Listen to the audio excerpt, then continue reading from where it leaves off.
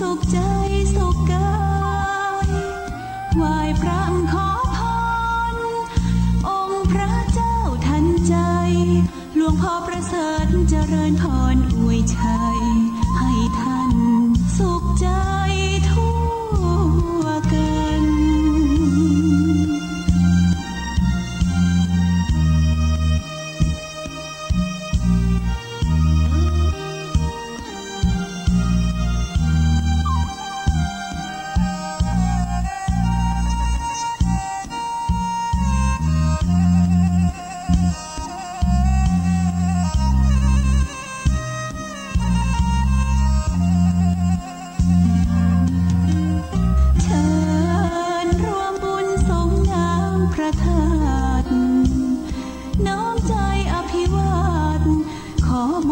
สุขใจสุขกายไหว้พระขอพรองค์พระเจ้าทันใจหลวงพ่อประเสริฐเจริญพรอวยชัยให้ท่านสุขใจทั่วกัน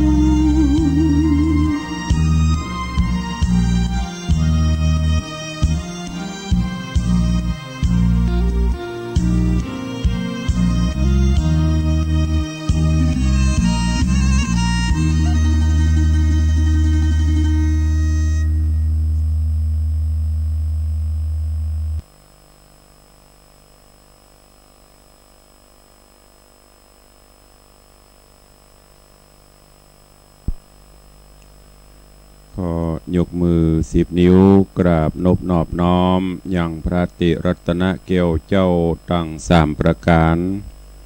อันไม่มีพระพุทธพระธรรมพระสงฆ์อันเป็นสรณะที่เพิ่งที่เคารพนับถืออันสูงสุดในชีวิตกราบคารวะแทบไต้ไหว้สาปารมีธรรมพระมหาเถรานุเถระภิกขุสังฆสามเณรเจ้าจุตนจุองค์โดยความเคารพเจริญสุขเจริญปอนปอออกไม่ออกศรัทธานาบุญติ่นจองห้องวัดจุหนุ่มเท่าใจยิงขอน้อมต้อนรับทุกท่านเข้าสู่รายการมรดกธรรมกำเมืองทางสถานีวิทยุพระพุทธศาสนาวัดไฟหินตำบลสุเทพอำเภอเมืองจังหวัดเชียงใหม่ส่งสัญญาณออกอากาศในระบบคลื่นความถี่FM 104.50 เมกะเฮิรตซ์สถานีวิทยุพระพุทธศาสนาวัดหนองกายตำบลสันปะยางอำเภอแม่แตงจังหวัดเชียงใหม่ส่งสัญญาณออกอากาศในระบบคลื่นความถี่ FM 99.75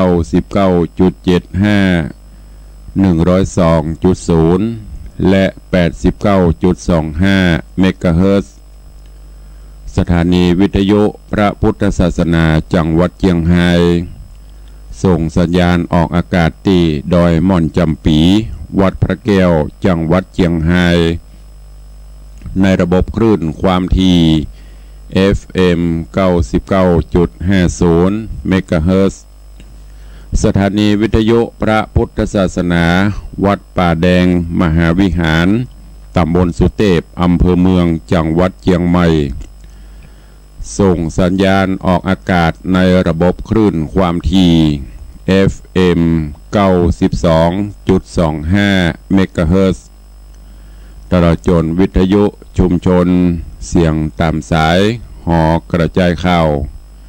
ตามหมู่บ้านตามวัดวาอารามต่างๆที่ได้ร่วมกันลิงสัญญาณออกอากาศคือกับญาติโยมศรัทธานาบุญได้รับฟังกันรายการนี้ดำเนินโดยอัตมภาพ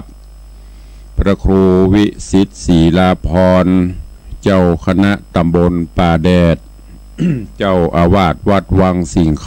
ำตำบลป่าแดดอำเภอเมืองเชียงใหม่จังหวัดเชียงใหม่เป็นผู้ดำเนินรายการนำรายการธรรมะแบบพื้นบ้านล้านนามาปบมาปะญาติโยมสาธุชนทั้งหลายเป็นประจำกูเจ้าเป็นประจำกูวันต่างเชียงใหม่ลำปูนลำปางฟังกันเมื่อเจ้า6 โมงไปถึง7 โมงโดยประมาณ ต่างเชียงไฮ้ต่างพะเยาที่ฟังสัญญาณวัดพระแก้วก็ฟังกันเมื่อค่ำยามคืนอนุโมทนาบุญขอบคุณกับญาติโยมพุทธศาสนิกชนทุกท่านที่ได้ติดตามรับฟังรายการมาโดยตลอดปากันวันนี้เป็นวันพระเป็นวันศีลก่อนที่จะได้ฟังน้ำฟังธรรมขอเจริญปอนญาติโยมสาธุชนทุกท่านปากันเข้าเฝ้าองค์พระผู้มีพระภาคเจ้าอย่างที่ได้บอกไปตลอดคือมันเปิดปักกระตืนเปิดปฏิทินพอถ้าตรงกับวันพระวันศีลถ้าเป็นไปได้ก็เจิญทุกท่านวันดาเขาก็เตรียมขันเข้าตอกดอกไม้ไว้บนหอบนเฮือนหน้าห้องพระหรือบนบ้านบนจองเพื่อไหวพระนบธรรมเจิญสิ่งศักดิ์สิทธิ์ทั้งหลายเข้าบ้านเข้าจองเพื่อที่จะได้เป็นมังกระเป็นมงคลถ้าบ้านไหนหอเฮือนหลังใดปฏิบัติได้ตลอดก็จะเป็นมังกระเป็นมงคลแต่หากว่ามันบัดตันบัดเตรียมบัดได้เตรียมก็บ่เป็นหยังอันนี้ถ้าเป็นไปได้ตุลงก็เชิญชวนทุกท่านอย่างวันนี้วันศีล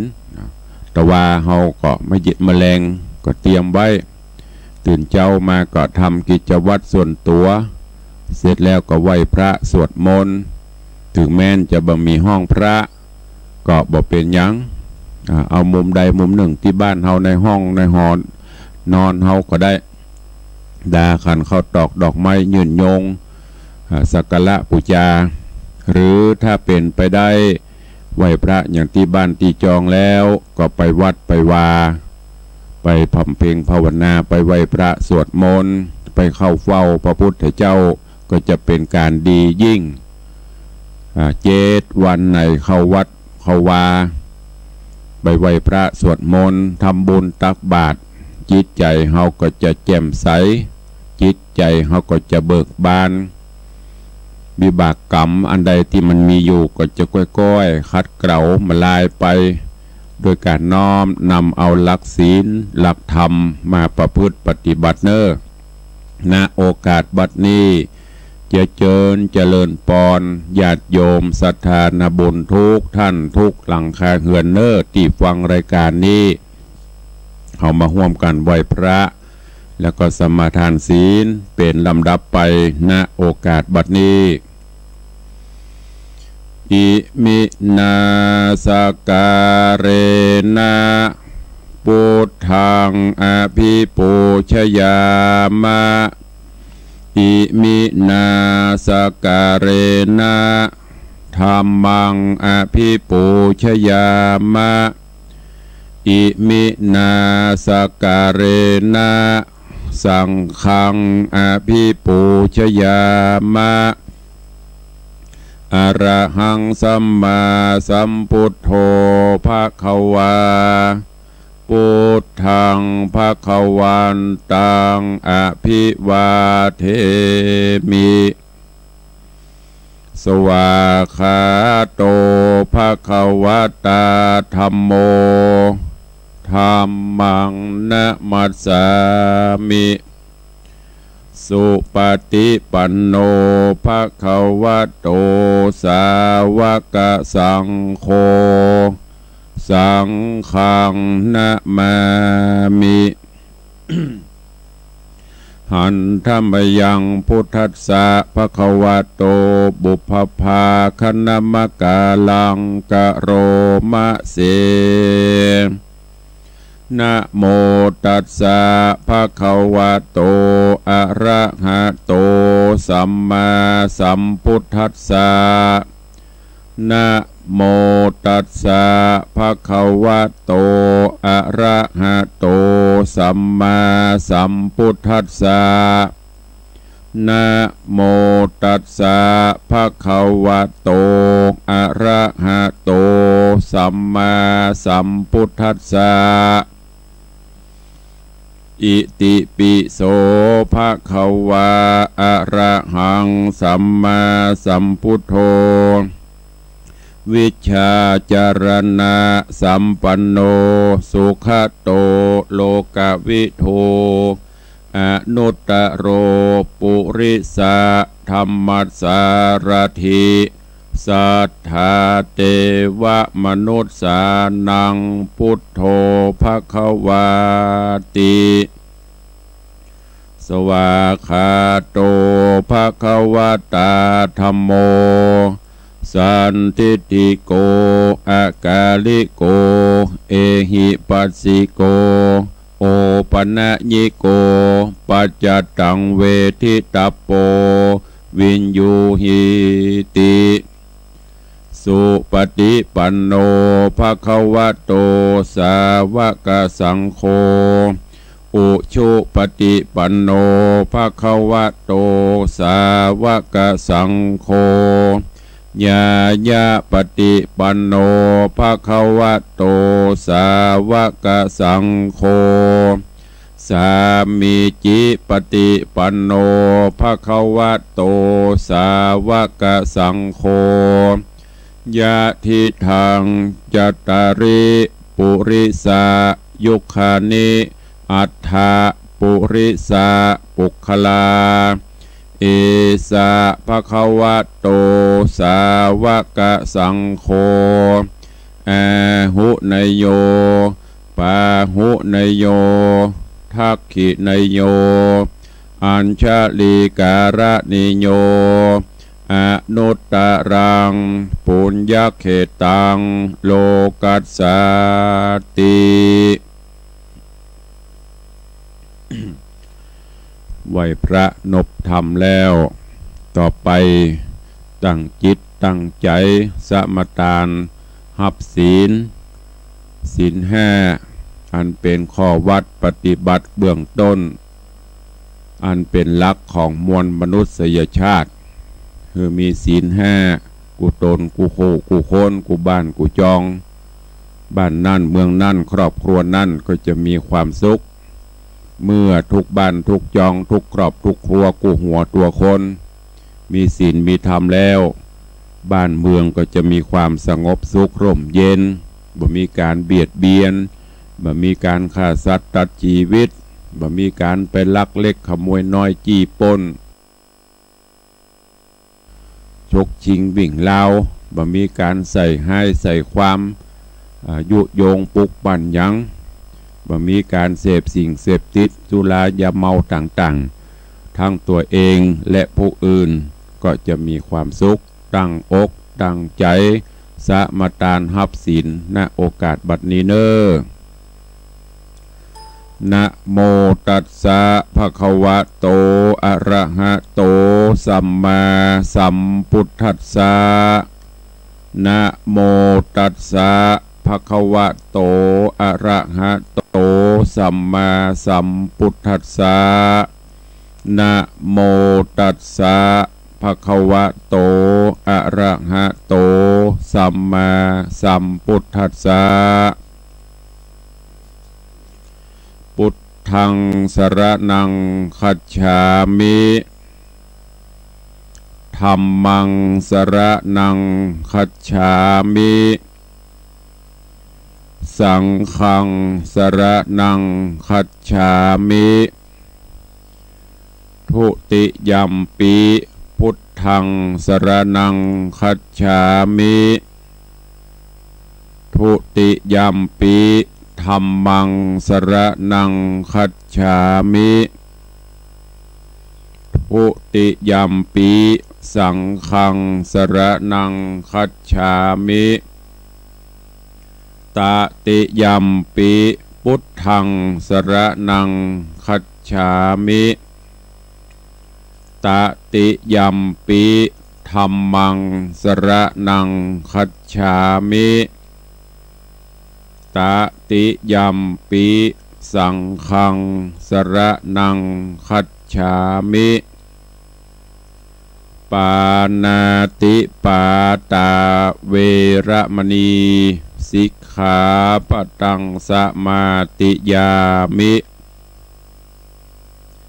อทินนาตานาเวระมณีสิกขาปตังสมาติญามิกาเมสุมิจฉาจาราเวระมณีสิกขาปตังสมาติญามิมุสาวาตาเวระมณีสิกขาปตังสมาติญามิสุราเมรยะมจจะปมาตฐานาเวระมณีสิกขาปตังสมาติญามิอิมานิปัญจสิกขาปตานิสีเลนะสุขติงยันติสีเลนะโภคสัมปตาสีเลนะนิพุติงยันติตัสสมาสีลังวิโสทะเย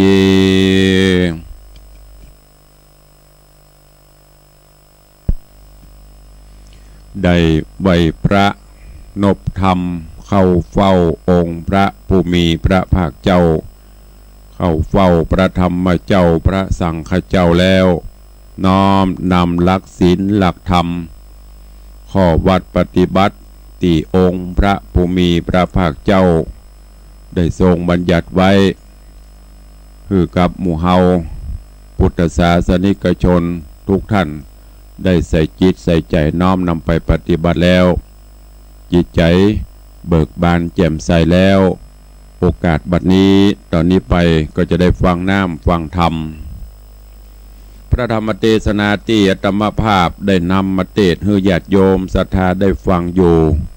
ในช่วงเวลานี้ก็อยู่ในช่วงของธรรมเทศนาปืนเมืองเหนือเรื่องนางนวลคำจึงก็ได้เทศนาไปเป็นตอนตามกาลโอกาสเวลาในตอนที่แล้วได้เทศนามาถึงที่ทัศวรกุมารหรือว่าอุปราชทัศวราหลังจากที่เดินตังมาจนมาพบกับนวลคำที่ปัณณศาลาอาสรมปฤษีแล้วก็โดยบุญญาปารมีที่ถึงสองได้เกยร่วมสุขร่วมทุกข์ทำบุญร่วมชาติตักบาตรห่วมขันกันมาในอดีตชาติก็ได้มาพบมาปะกันแล้วก็ถูกอ่องป้องใจกันตามบุญบารมีที่ได้ทำมาในบัดนี้ถึงสองก็จะได้ขออำลาปฤษีเพื่อปิกบ้านปิกจองก็ได้ไปขอสุมาการวะเก็บเขาตอกดอกไม้ไปกราบไปไหว้ขออนุญาตโปร่งปันจากปฤษีซึ่งปฤษีก็ไม่ได้ขัดข้องเพราะได้ส่องหูโดยญาณของตนว่าถึงสองเป็นกู้บุญบารมีกันมันก็บักราดบักเคลียวจากกันจากนั้นปฤษีก็ได้สอนข้อวัดปฏิบัติคือกับนวลคำที่ได้มาเป็นลูกบุญธรรมอยู่ด้วยกันปฏิบัติปัดปูมาโดยใจความในตอนที่แล้วที่ปฤษีได้บอกกล่าวฮื้อนวลคำสอนไว้เปิ้น ได้บอกไว้ว่าการอยู่ร่วมกันนั่นบรรพชนผู้เฒ่าผู้แก่นักปราชญ์เปิ้นได้จี้ได้บอกได้สอนมาโดยเฉพาะผู้เป็นสีภริยาคือได้ฮู้ว่าคือมีข้อวัดปฏิบัติดังนี้คือฮื้อกำมือจูฟังเสียงจ๋ามันยกสองขาเอามือกวักเข้ามาหาหัวเน่าฮักจูเก่ากว่าผัวต้นมันเก็บของขนออกบ้านฮื้อมันต้านกำหวานฮื้อหานเหลือมูฮื้อโจมปู3 คนอย่าได้เวบนขี้คร้าน ฮือโจมล้านสามหัวฮือมีตัวในต้องฮือมันย่องมายาฮือทัดมาลาตังห้าฮือนุ่งผ้าผืนเดียวอันนี้ตีปอฤาษีเปิ่นได้สอนนวลคำฮือเอาไปประพฤติปฏิบัติซึ่ง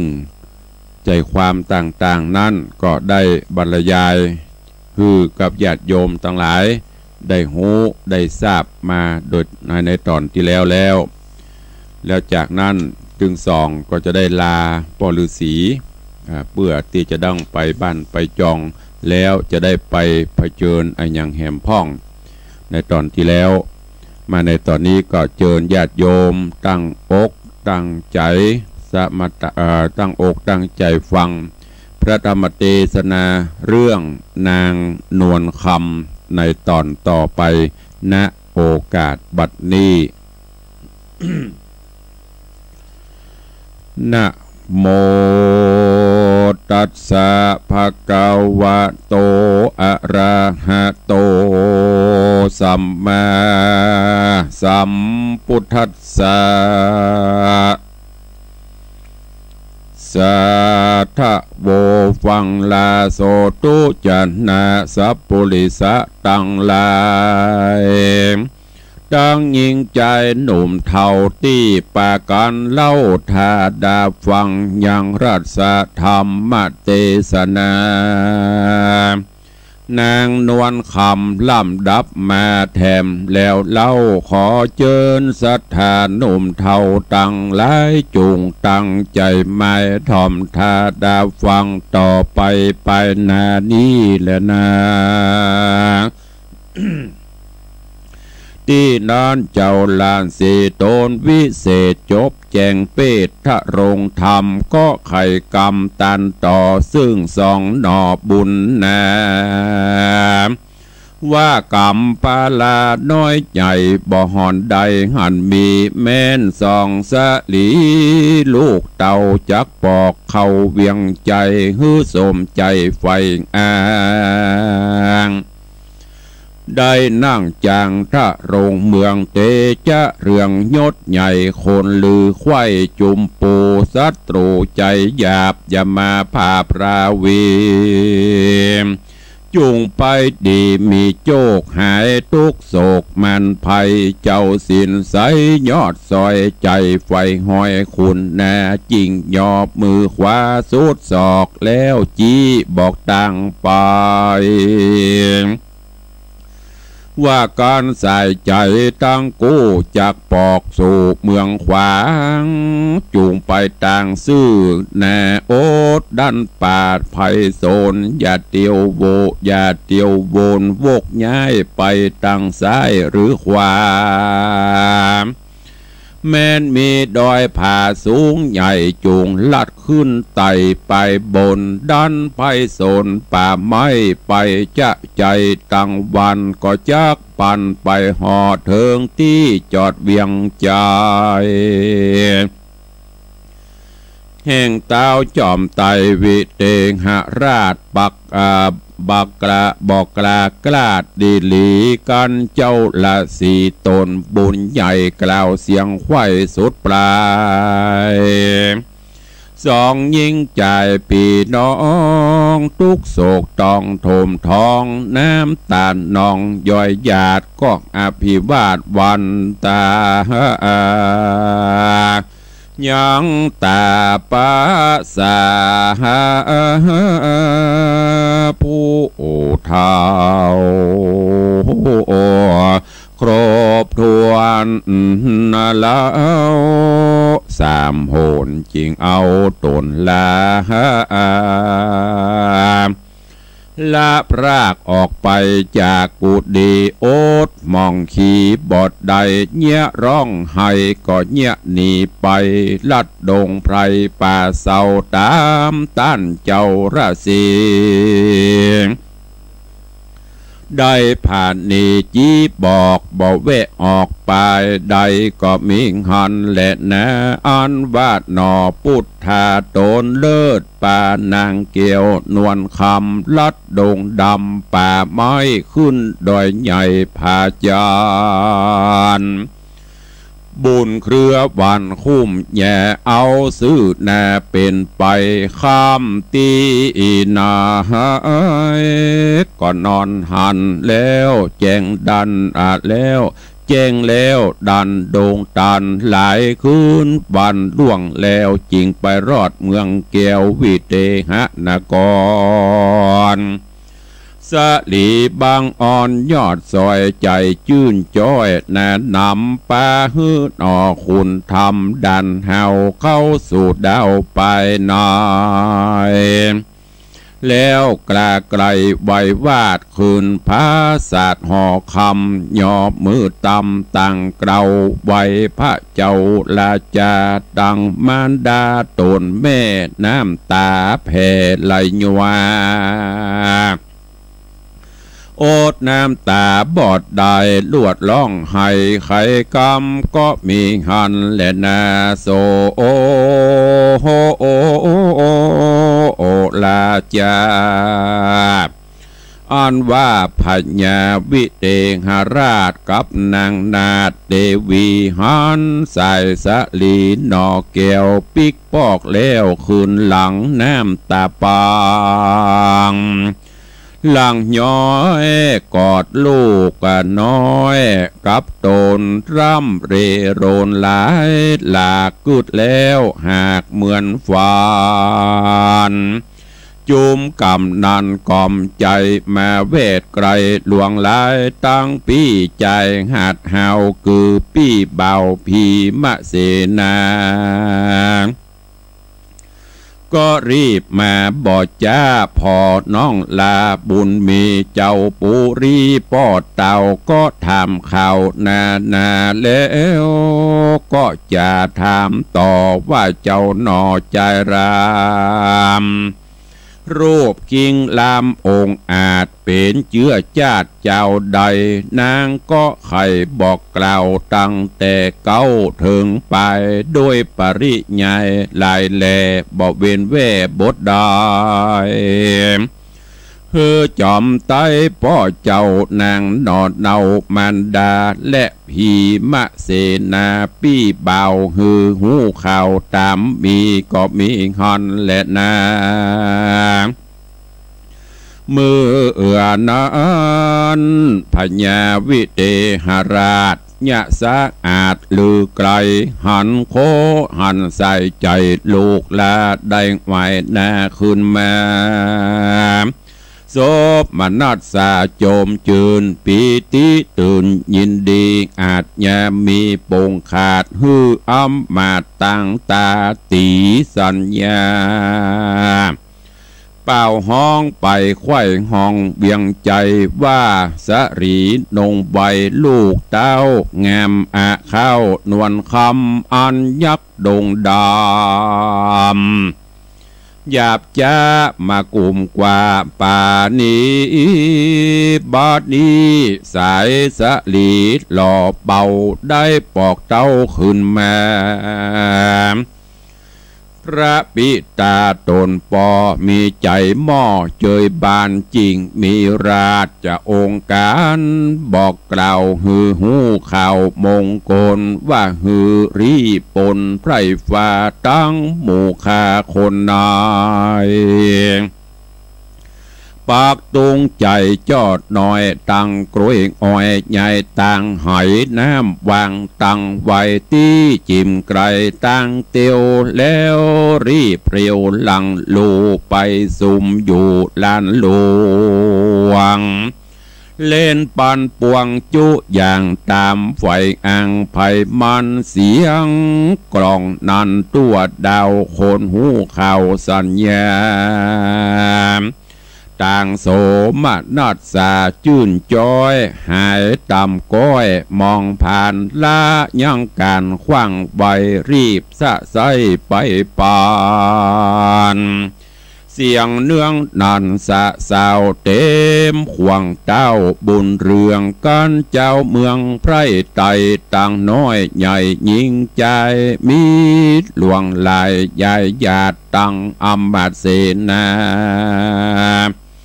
เอากันมาพร้อมแล้วเต้าตนเกี่ยวผู้บ้านจริงมีราชองค์การกล่าวบอกกล่าวฮือหูข่าวขี้ยา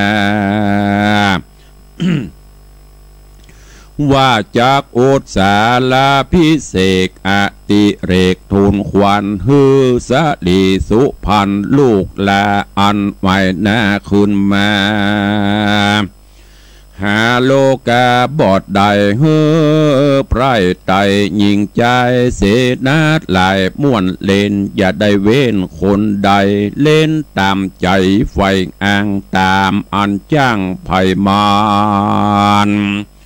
เพื่อทูลขวัญลูกเต่าเฮือเตี้ยงเต้าตีขาจุมเสนาอัมมาตปัจจาราชคนในฟังเต้าไข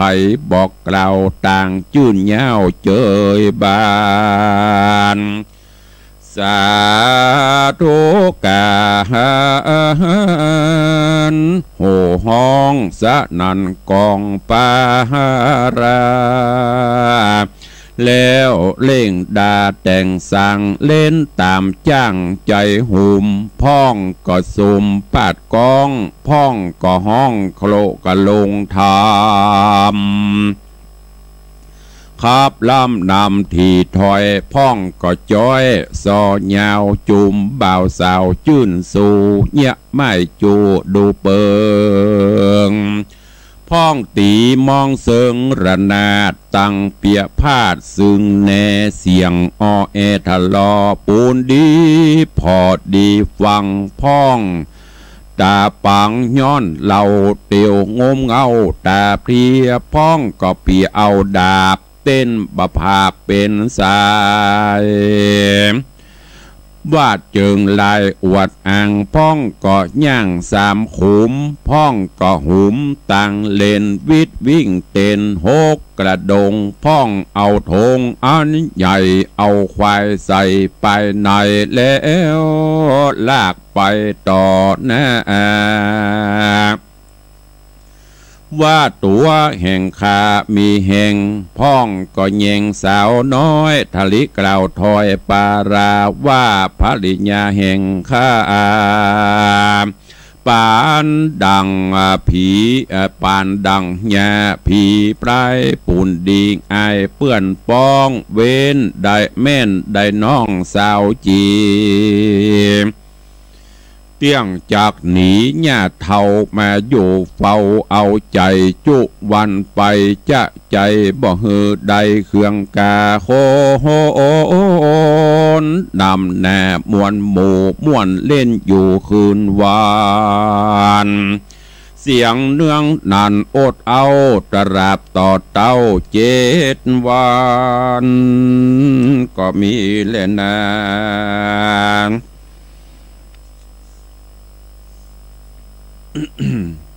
ก็เมงหันแหลนาสัตตะเม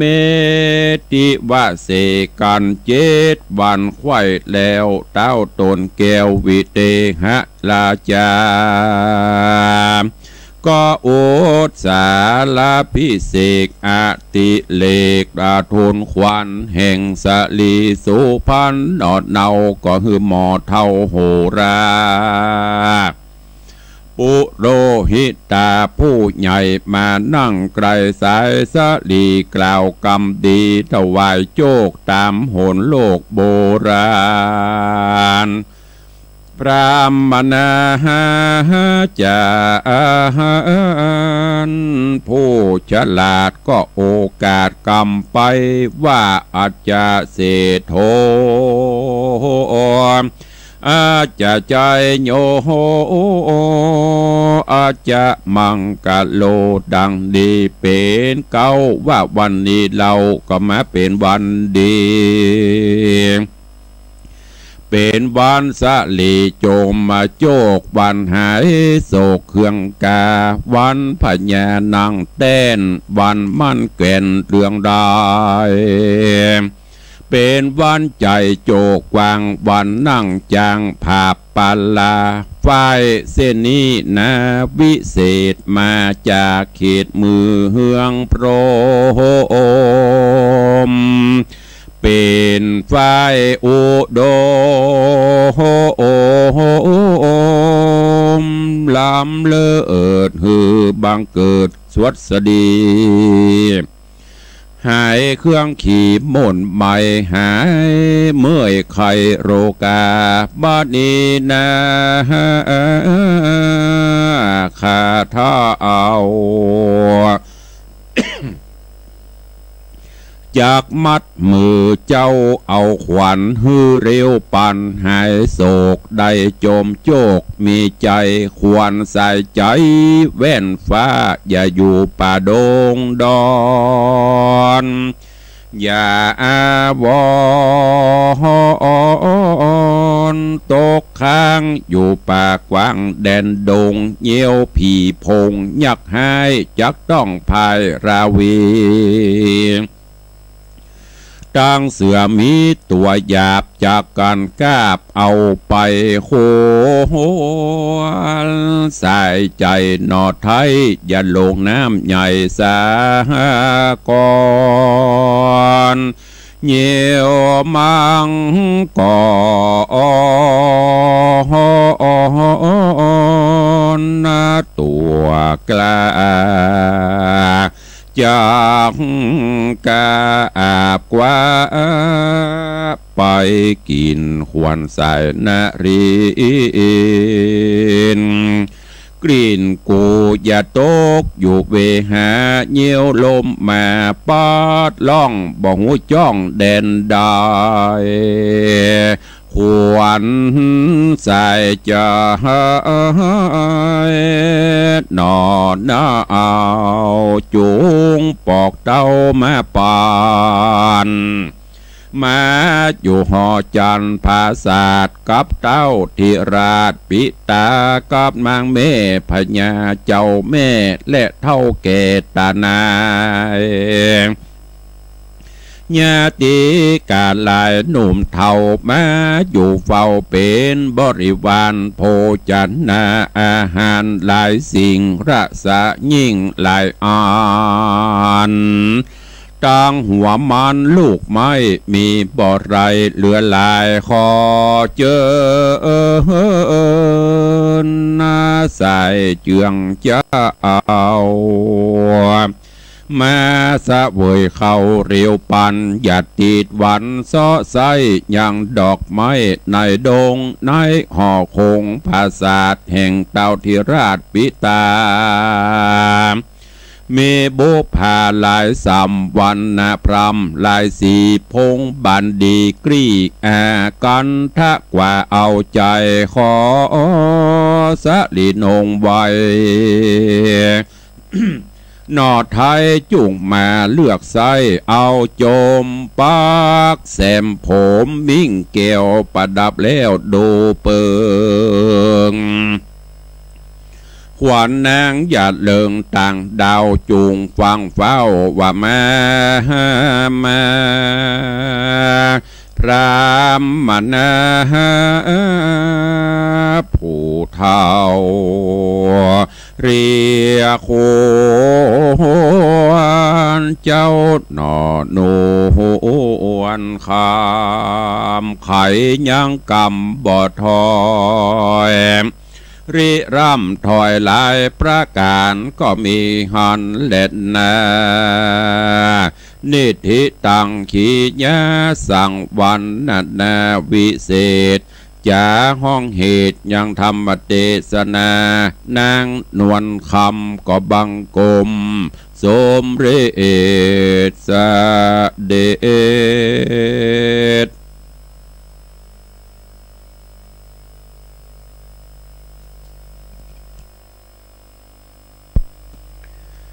ก็ได้ฟังพระธรรมเทศนา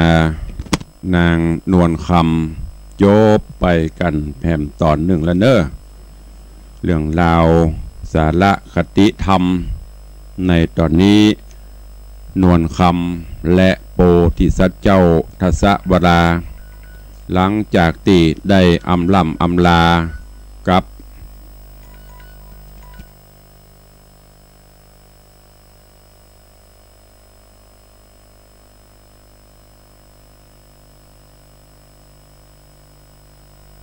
ใครฟังโทษเนอะกำลังจัดรายการยังมันให้เปิดนี่กำลังจะสรุปถ้ามันเข้ามาแล้วมันจังลืมไปเห็นเนอะตอนนี้ถึงสองได้เข้าสู่บ้านสู่เมืองก็ป่อพญากระดีใจแล้วก็ได้ห้องเข้าเอาขวัญคือกับถึงสองคือโพธิสัตว์เจ้าทัศวราและก็นวลคำเพื่อฮือขวัญมาอยู่กับเนื้อกับตัวแล้วก็จัดฮือมีการเฉลิมฉลองในบ้านในเมือง7 วัน 7 คืนฮือเจ้าบ้านเจ้าเมืองได้สนุกม่วนเล่นกันแล้วก็ฮือโหราจารย์ห้องเข้าเอาขวัญตามฮีดแบบเบาโบราณเนอะเรื่องราวจักเป็นจะได้ก็ก่วยติดตามฟังในตอนต่อไปแล้วอัตมภาพจะได้เอาตอนนี้ไปสรุปแห่งกรรมในตอนหน้าเพื่อฮือญาติโยมศรัทธาได้ฟังปฏิติประต่อกันจะได้หูเรื่องหูแล้วเนอในวันนี้ตอนนี้ก็ขอโป่งวางวสานไว้แต่เพียงเต้าอีก่อนเนอใครยังบรรลุเตือนลุกเนอนอนฟังธรรมตัวงีบหลับไปก็ตื่นเนอตอนนี้จะ7 โมงแล้วนะเหลือเวลาแถมหน่อยก็จะ7 โมงละบางท่านก็ไปวัดไปวาสู่วัดสู่วาฟังน้ำไปปฏิบัติธรรมใส่บาตรหยัดปกบางท่านบ่ได้ไปก็อยู่บ้านฟังน้ำฟังธรรมกันเนอะวันนี้วันพระวันศีลก็ขอกุลศีลกุลธรรมพี่บานปกห่มทุกท่านเนอะก่อนที่จะได้เปิดหน้าไมค์โอจ๋ากับญาติโยมศรัทธาก็ขอเมตตาอนุญาตประกาศข่าวสารคือท่านทั้งหลายได้รับทราบกันเนอขอเชิญร่วมงานป่วยหลวงฉลองอุโบสถและเสนาสนะตีวัดเจดีย์แม่ครัวอำเภอสันทรายจังหวัดเชียงใหม่เนอเริ่มงานตั้งแต่วันที่7ไปสิ้นสุดเอาวันที่10 7 8 9 10เนอะวันที่7ก็ดาแล้วก็แห่ขวดตาลบ้านวันที่7ที่8ที่9ที่10นี่ก็ถ้าจะเป็นหัววัดวันที่10เป็นวันสุดท้ายเจิญทุกท่านเนอบ้านไกลเรือนเคียงปี่ภายน้องมันไปห่วมกินห่วมตาลที่วัดเจดีย์แม่ครัวอำเภอสันทรายจังหวัดเชียงใหม่โดยพร้อมกันเนอแล้วก็เจิญห่วมงานพระราชทานเพลิงศพหลวงพ่อท่านพระครูอุดมธรรมรคิดอดีตที่ปรึกษาเจ้าคณะตำบลศรีภูมิอดีตเจ้าอาวาสวัดผาบ่องแจงวัดพระสิงห์เนอะเปิ่นจะมีการอังการราธนาสรีระลักษณ์ซากศพลงนอนผ่าศาสตร์วันที่6และมีการปั่มเปงบุญกุศลไปจนถึงวันที่9ก็จะลากผ่าศาสตร์นกหัดสดิลิงจากวัดผาบ่องไปทำการพระราชทานเพลิงศพเลิกซากส่งสการที่สุสานหลวงหายาก็ประกาศให้ทุกท่านได้ร่วมโมทนาบุญรับทราบด้วยกันและไปร่วมบุญเนอะงานทำบุญครบรอบ100 วันของการมรณกรรมของหลวงปู่ท่านเจ้าคุณพระมงคลสิริหรือหลวงปู่ครูบาอินคำอดีตเจ้าอาวาสวัดใจสถานพุทธเจดีย์9 ยอดอำเภอสระปีเนอะวันที่15 16 17วันที่16เมื่อคืนตุลงก็จะไปโปรดเมตตาเทศนาธรรมแล้วก็วันที่17เป็นมีพิธีสงฆ์นิมนต์พระเจ้าประสงค์100 กว่ารูปมาสวดพุทธมนต์ธรรมนิยามก็ประกาศเชิญชวนสาธุสิษย์ญาติโยมศรัทธาไปร่วมกันเนอะแล้วก็งานทำบุญครบรอบอายุวัฒนมงคลของพระเดชพระคุณหลวงปู่พระเทพโกศล ที่ปรึกษาเจ้าคณะภาค7เจ้าอาวาสวัดศรีโสดาพระเดชพระคุณท่านเจริญอายุวัฒนะมงคลมาครบ7 รอบ84 ปีก็คณะศิษยานุศิษย์จะได้จัดพิธี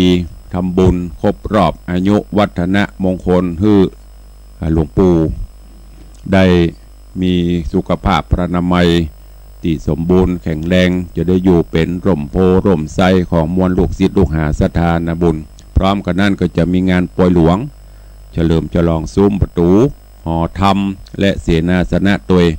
ก็ขอประกาศให้ญาติโยมทั้งหลายเนอะได้หูได้ทราบโปรโมทนาบุญท่านผู้ใดมีเจตนาใครร่วมเป็นเจ้าภาพสังฆทานใครร่วมเป็นเจ้าภาพโฮงทานติดต่อได้ที่อัตมภาพนี้ก็ได้หรือจะไปบอกกล่าวที่วัดศรีโสดาก็ได้เนอะก็ประกาศให้ทุกท่านตัวเองแล้วก็เชิญร่วมเป็นเจ้าภาพจัดสร้างพระศรีวรี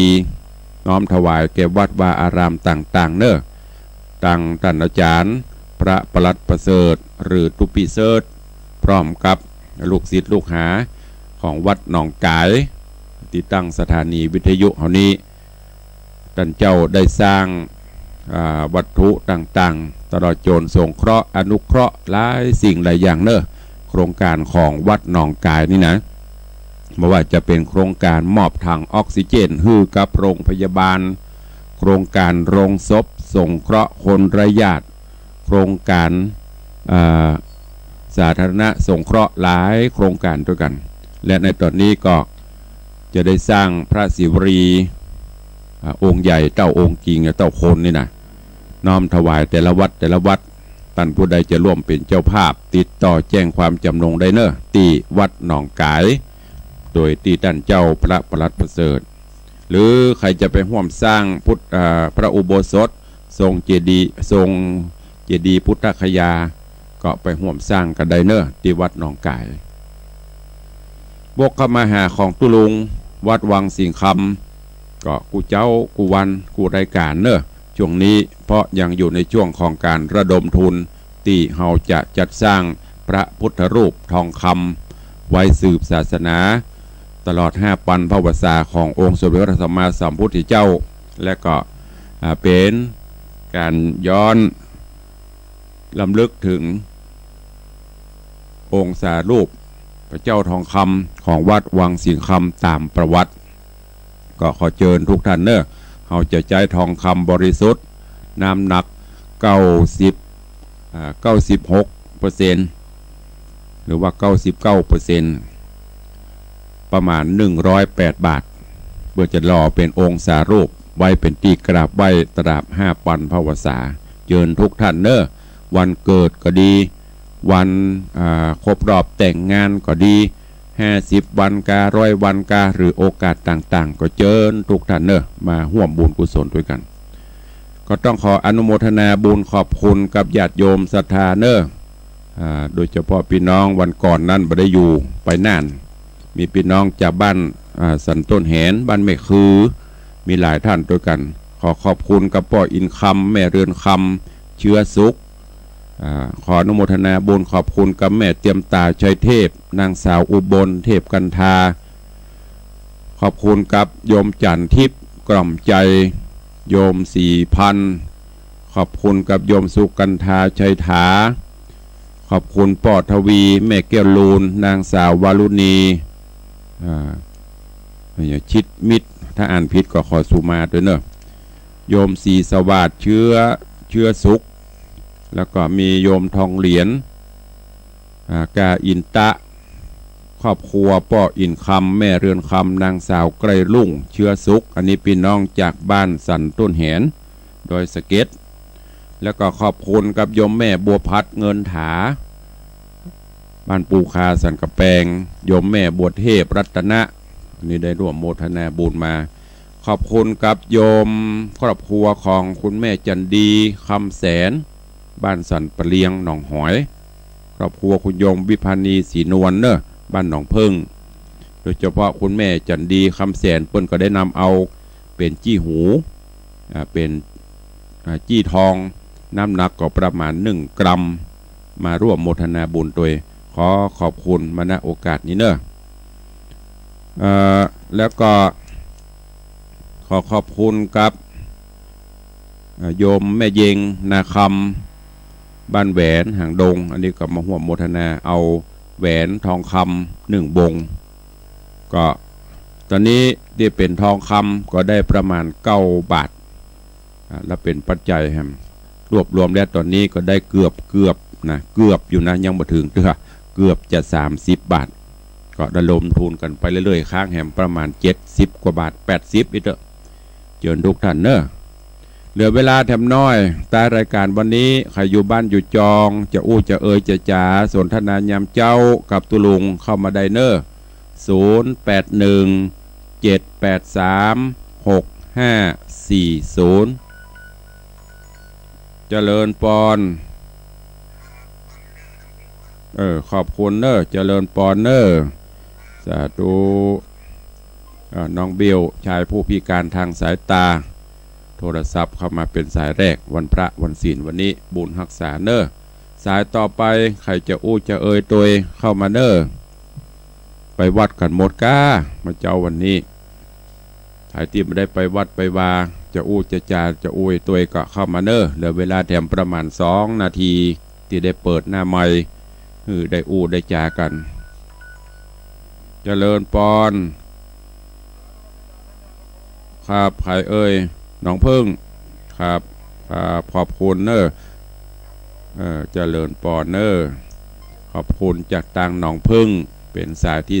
2หนองพึ่งอำเภอสระปีนี่ก็ฟังอยู่ตลอดโทรศัพท์เข้ามาร่วมรายการ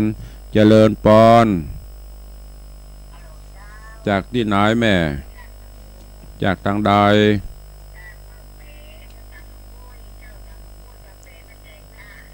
ป่าเป๋ฟังจากวัดหนองกายเนาะหนาวอยู่กะดีละแล้วเดือน6มันหนาวอย่างเดือน6ล่ะหนาวมดเนาะเดือน6นี่หนาวตึงตัวเนาะขอบคุณเจริญปอนเนอร์สาธุเจริญปอนเนอร์เจริญปอนสายต่อไปฮัลโหลจากที่ไหนป่าติวเป็นยังอยู่บ้านกับฟังธรรมเนอะถ้ามันขวายก็มาไงไปส่งเข้าวัดจะ